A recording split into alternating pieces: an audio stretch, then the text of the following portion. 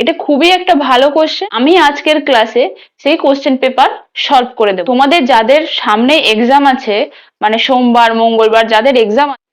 Hello students, welcome to our channel mission science. তোমাদের class 10 এর second সামেটিভের exam already শুরু হয়ে গেছে। কিছু কিছু স্কুলের এক্সাম অলরেডি হয়ে গেছে, আর কিছু স্কুলের এখনো বাকি আছে।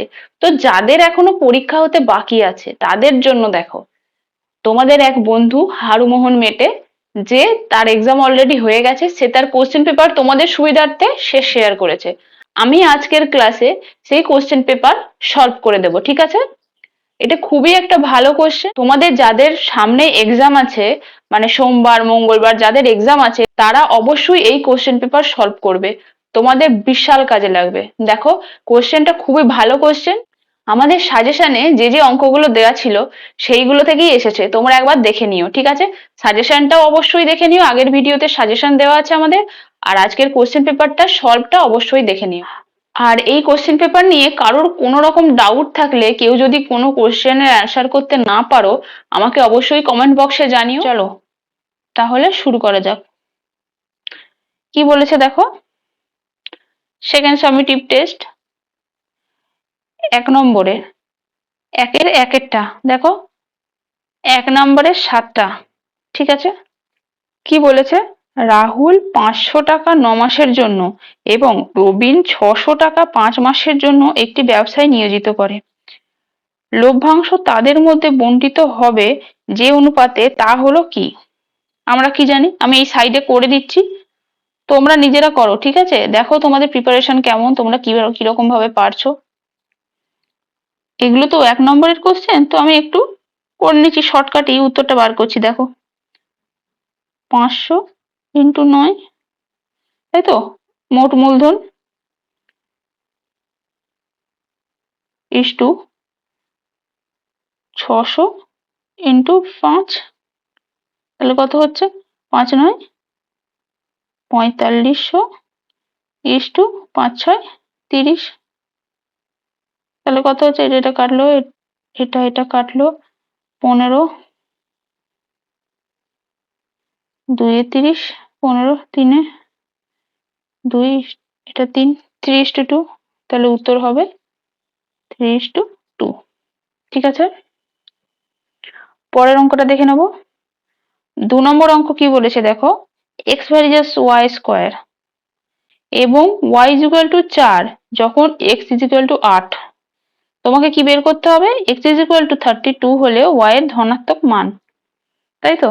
তাহলে এটা ইকুয়েশন কি বলেছে, x varies as y square.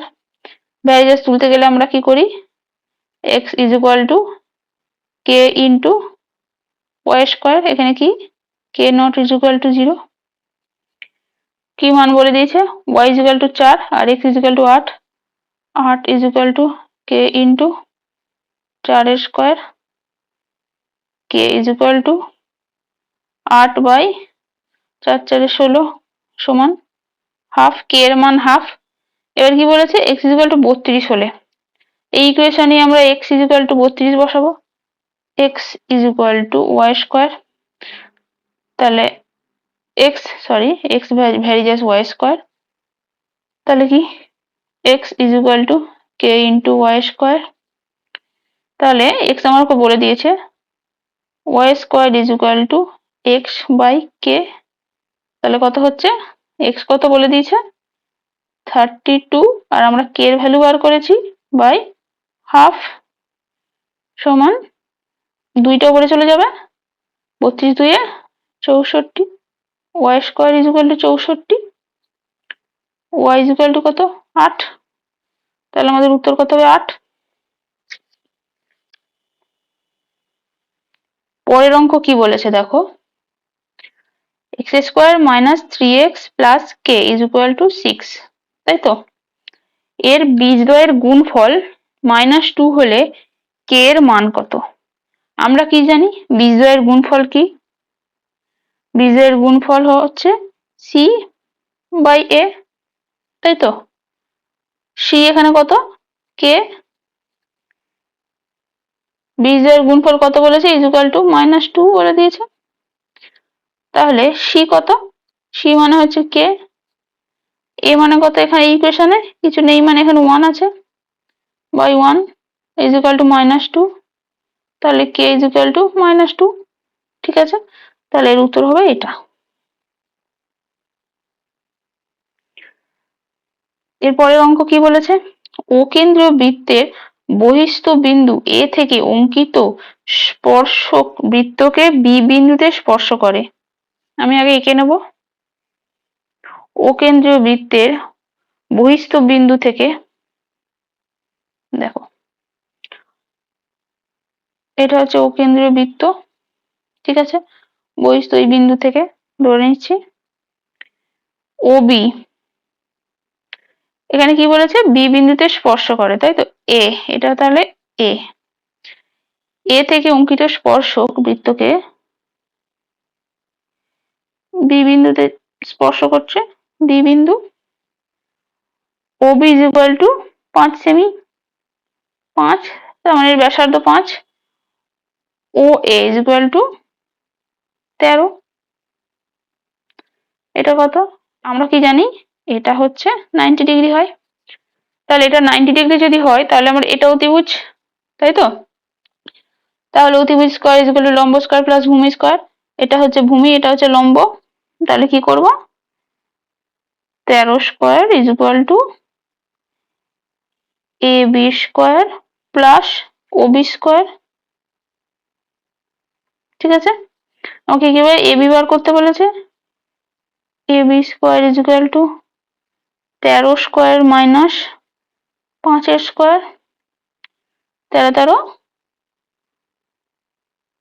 169 minus 25 সমান 144, তাহলে এ বি ইকুয়াল টু কত, এটা এ বি স্কয়ার ছিল, এ বি ইকুয়াল টু 12, এটাই হচ্ছে উত্তর, উত্তর দেখে নাও 12।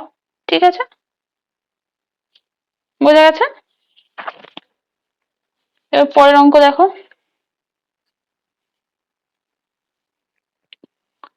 এটা একটু বুঝতে তোমাদের সমস্যা হতে পারে, আমি তোমাদের পিডিএফ আপলোড করে দেবো, ঠিক আছে, কমেন্ট বক্সে দিয়ে দেবো, তোমরা ওখান থেকে দেখে নেবে। দুটি বৃত্তের ব্যাসার্ধের দৈর্ঘ্য 3.5 সেমি ও 2 সেমি, বৃত্ত দুটি পরস্পরকে অন্তঃস্পর্শ করে, বৃত্ত দুটির কেন্দ্রদ্বয়ের মধ্যে দূরত্ব, দেখো দুটো বৃত্ত, এটা আর এটা, এটার কেন্দ্র এটা, এটা কেন্দ্র এটা, কি বলেছে একটা দৈর্ঘ্য হচ্ছে 2 আর এখান থেকে এই ডিস্টেন্স হচ্ছে 3.5, তাহলে আমাকে কি চেয়েছে দুটির কেন্দ্রদ্বয়ের মধ্যে দূরত্ব, তাহলে এখান থেকে এটা দূরত্ব কত হবে, এটা 2 আর 3.5 মানে 3.5 মাইনাস 2 সমান 1.5, 1.5 হচ্ছে উত্তর, বোঝা গেছে। পরের অঙ্কটা দেখো, দুটি নিরেট গোলকের বক্রতলের ক্ষেত্রফলের অনুপাত 16:9, তবে তাদের আয়তনের অনুপাত কত। আমরা কি জানি নিরেট গোলকের বক্রতলের ক্ষেত্রফলের ফর্মুলা কি, 4 পাই আর স্কয়ার, তাই তো, এটা r1 ধরে নিলাম, 4 পাই আর 2 স্কয়ার, তাই তো, বক্রতলের ক্ষেত্রফলের অনুপাত এটা ইজ ইকুয়াল টু 16/9, 4 পাই কেটে গেল, তাহলে r1/r2 ইজ ইকুয়াল টু কত হচ্ছে 4/3, ঠিক আছে, 4/3 বেরিয়ে গেছে। এবার কি বলেছে তাদের আয়তনের অনুপাত কত, আয়তনের ফর্মুলা আমরা কি জানি, 4/3 pi r cube, r1 cube by 4/3 pi r2 cube is equal to কত বলেছে, অনুপাত কত সেটা চেয়েছে,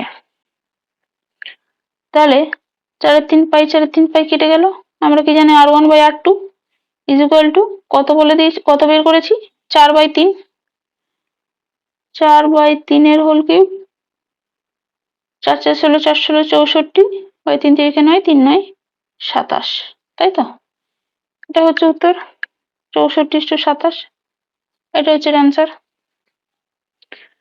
এরপর কি বলেছে, দুটি লম্ববৃত্তাকার শঙ্কুর আয়তনের অনুপাত 1:4 এবং তাদের ভূমিতলের ব্যাসার্ধের দৈর্ঘ্যের অনুপাত 4:5 হলে তাদের উচ্চতার অনুপাত কত হবে? লম্ববৃত্তাকার শঙ্কুর আয়তনের অনুপাত বলে দিয়েছে। আয়তনের ফর্মুলা কি? 1/3 পাই আর স্কোয়ার এইচ, তাই তো, R1H1 by 1/3 pi R2 square H2 square is equal to 1:4 বলেছে। তাহলে 1/3 পাই 1/3 পাই কেটে গেল। আর কি বলে দিয়েছে দেখো, তাদের ব্যাসার্ধের দৈর্ঘ্য অনুপাত, ব্যাসার্ধ হচ্ছে R, তাহলে R1 বাই R2, তার মানে R1 বাই R2 কত, 4/5, 4/5 এর whole square into H1 by H2 is equal to 1/4, তাই তো।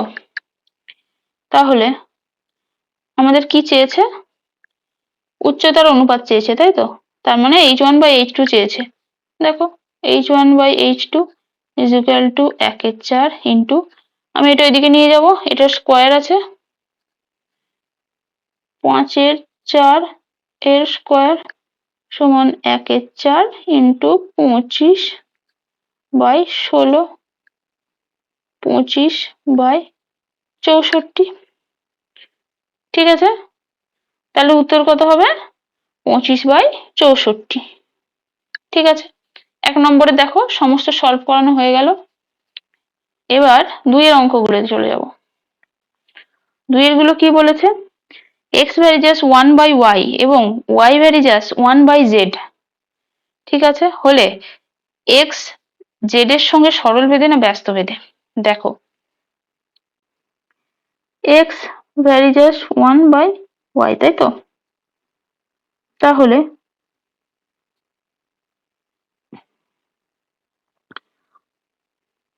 y ভ্যারিজাস 1/z,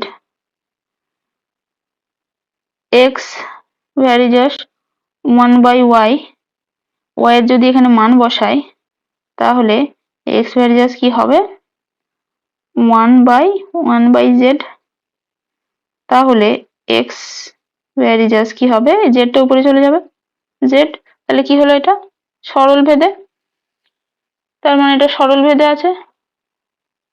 বি এরটা কি বলেছে, পাশের চিত্রে এবিসি ত্রিভুজটি একটি বৃত্তে পরিলিখিত এবং বৃত্তকে পি কিউ আর বিন্দুতে স্পর্শ করে। একটি এবিসি ত্রিভুজ আর এর যে বৃত্তটা আছে সেটা পি কিউ আর, ঠিক আছে, ত্রিভুজকে এই বিন্দুতে স্পর্শ করছে।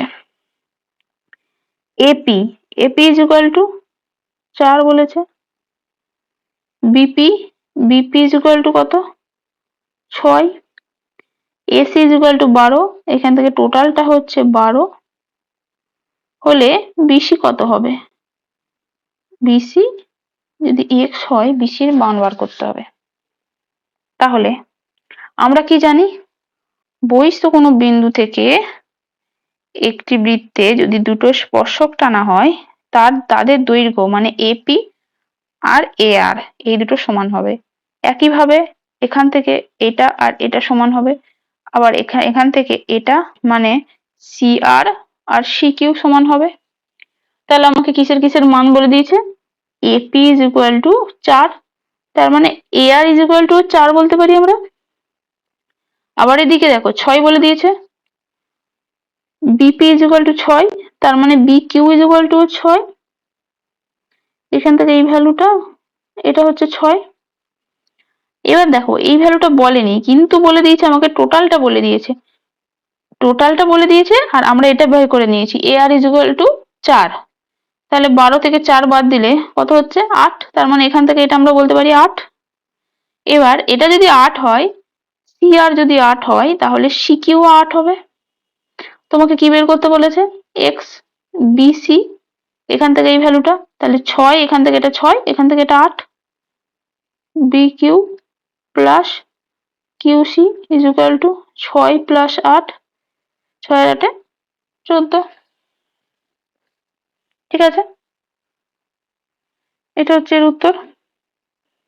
পরের অঙ্কটা দেখে নিই, 2c এরটা।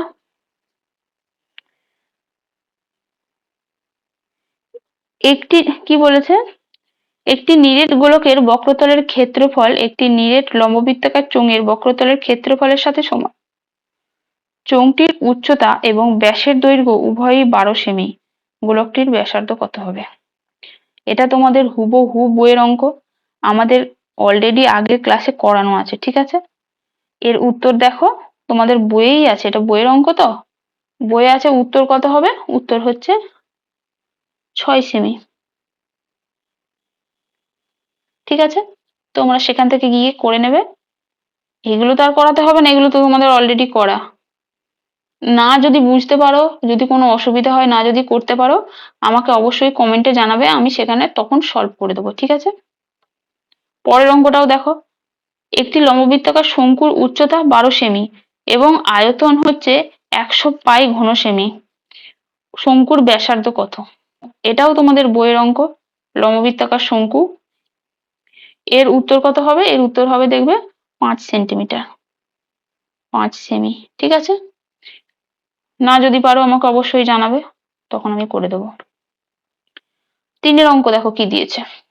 3 অঙ্ক দিয়েছে, 3 বন্ধু যথাক্রমে 8,000, 10,000 ও 12,000 টাকা সংগ্রহ করে ব্যাংক থেকে কিছু টাকা ধার করে একটি ব্যবসা শুরু করেন। বছরের শেষে তারা দেখলেন 13,400 টাকা লাভ হয়েছে।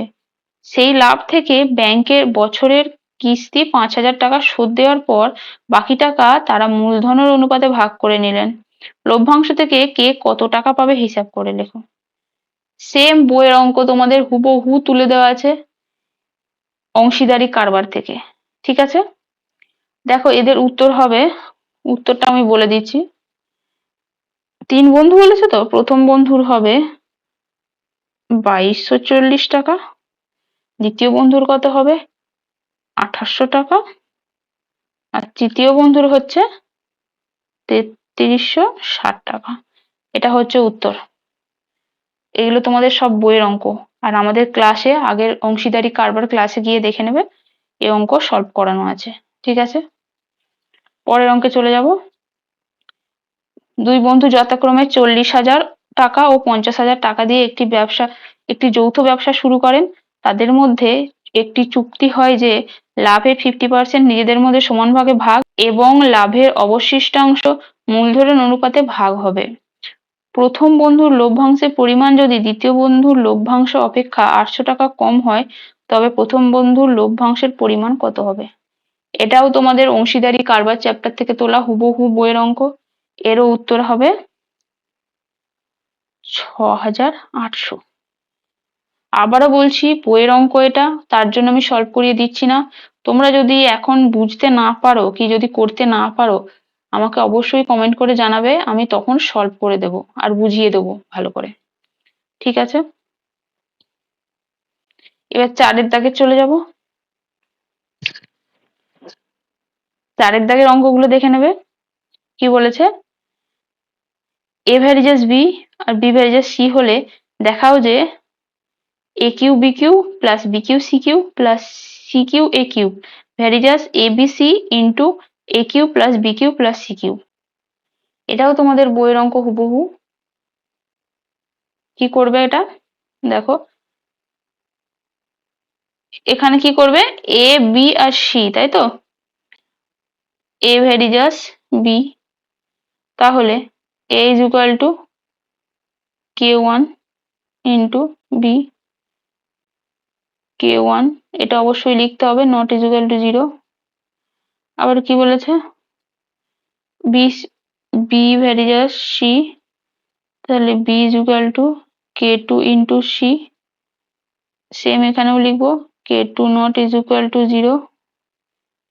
তাহলে এখানে যদি b এর মান বসিয়ে দিই, a is equal two k1 into b এর মান বসালে কি হবে k2 ইন্টু c। এবার এই যে ইকুয়েশনটা দিয়েছে সেখানে a b c এর মান বসিয়ে দিলে a টা বের করলাম, তাই তো আমরা। এবার a এর ভ্যালু বের করে দেখো তোমাদের ইকুয়েশনটা এটা এসে যাবে, ঠিক আছে। যদি না করতে পারো তাহলে আমাকে জানাবে, আমি বুঝিয়ে ভালো করে করিয়ে দেবো, ঠিক আছে। পরের অঙ্কটা দেখো 4-এর 2-এরটা, B minus C into X square plus C minus A into X plus A minus B is equal to 0। দ্বিঘাত সমীকরণের বীজদ্বয় সমান হলে প্রমাণ করো যে 2b is equal to a plus C. আমরা কি জানি বীজদ্বয় সমান হওয়ার শর্ত কি? B square minus 4ac is equal to 0, তাই তো? এবার দেখো এটা দ্বিঘাত সমীকরণের আকারে রয়েছে, এটা কি হবে? a, এটা মানে কি? b, এটা মানে c। এবার এখানে বসাবে এর value, B square, B square মানে কি বলেছে? C minus A, C minus এর whole square minus 4 into A, A কত বলেছে? B minus C into C, C মানে কি? A minus B is equal to 0, তাই তো? এবার এটা ক্যালকুলেশন করে তোমরা দেখবে এটা আসবে কি? এটা কি আসবে? A minus 2b plus C তার whole square is equal to 0। তাহলে কি হবে? a minus 2b plus C is equal to 0। তাহলে 2b টা ওইদিকে চলে যাবে, 2b প্লাস হয়ে গেল, 2b is equal to a plus C. তোমরা এই ভ্যালুটা বসিয়ে জাস্ট এটা আসবে, এটার পর তোমরা করবে, দেখবে ফাইনালি এই ফর্মে আসবে। এরপর এটা প্রমাণ হয়ে যাবে, যেটা তোমাকে প্রমাণ করো যে 2b is equal to a plus C. ঠিক আছে, তোমরা এগুলো করবে, না যদি পারো আমাকে জানাবে, আমি বুঝিয়ে দেবো। চলে যাব পরের অঙ্কে, 5-এর দাগের। 5-এর দাগের উপপাদ্য দিয়েছে, প্রমাণ করো বৃত্তের বহিস্থ কোনো বিন্দু থেকে যে দুটি স্পর্শক অঙ্কন করা যায় তাদের স্পর্শবিন্দু দুটির সাথে বহিস্থ বিন্দুর সংযোগ সরলরেখাংশ দুটির দৈর্ঘ্য সমান এবং তারা কেন্দ্রে সমান কোণ উৎপন্ন করে। অ্যাজ ইউজুয়াল প্রমাণ করো কোনো সমকোণী ত্রিভুজের সমকৌণিক বিন্দু থেকে অতিভুজের উপর লম্ব অঙ্কন করলে এই লম্বের উভয় স্পর্শস্থিত ত্রিভুজদ্বয় সদৃশ এবং ওই ত্রিভুজগুলির প্রত্যেকে মূল ত্রিভুজের সঙ্গে সদৃশ। তোমরা আমাদের সাজেশনে গিয়ে দেখবে সেম, মানে সাজেশন থেকেই একদম এসেছে। তো এইগুলো তোমাদেরকে নিজেদেরই করতে হবে, যদি না বুঝতে পারো আমাদেরকে জিজ্ঞেস করবে, আমরা সলভ করে দেবো। বারবার করে এগুলো বলা হয়েছে করার কথা, ঠিক আছে? তোমরা করেছো তো? দেখো তোমরা নিজে পারো কিনা এখন, ঠিক আছে? এখনো একদিন টাইম আছে, দেখো তোমরা নিজেদের অ্যানালাইসিস করতে পারবে যে কতটা তোমরা প্রিপেয়ার। আর এই কোশ্চেন পেপারটা অবশ্যই একবার সলভ করো, দেখো, ঠিক আছে? আমাদের সাজেশন থেকে মেলাবে তাহলেই হবে, সাজেশনে দেখবে এই অঙ্কগুলো সব দেওয়া আছে। এবার আমরা চলে যাব 6-এর এ। ও কেন্দ্রীয় বৃত্তের পরিলিখিত চতুর্ভুজ এবিসিডি হলে প্রমাণ করো AB plus CD is equal to BC plus DA. দেখো চতুর্ভুজ এ বি সি ডি এর ভিতরের যে বৃত্ত কি বলেছে? এটা হচ্ছে ও, পি কিউ আর এস ধরে নিলাম এই বিন্দুতে স্পর্শ করেছে, ঠিক আছে? এটা কিভাবে করব? আমরা কি জানি বহিস্থ কোনো বিন্দু থেকে যদি কোনো বৃত্তের উপর স্পর্শক অঙ্কন করা হয় তাহলে এই দুটোর দূরত্ব সমান হয়, তাহলে AP is equal to S. একইভাবে BP is equal to BQ, আবার C Q is equal to CR, DS is equal to DR, ঠিক আছে? দেখো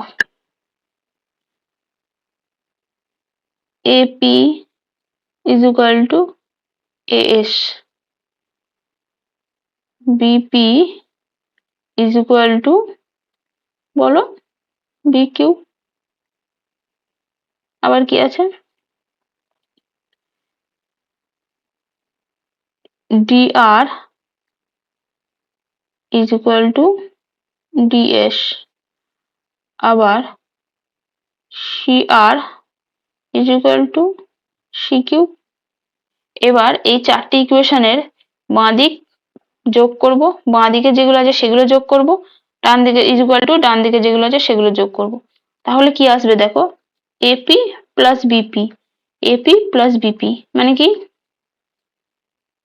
AB plus DR, DR plus CR, DR plus CR, তাই তো? তার মানে DC, DC is equal to এই দিকগুলো যোগ করলে কি হবে, এএস, এএস প্লাস ডিএস।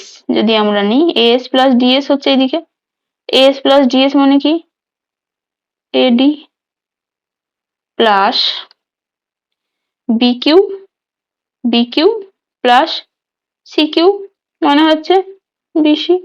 এটাই প্রমাণিত।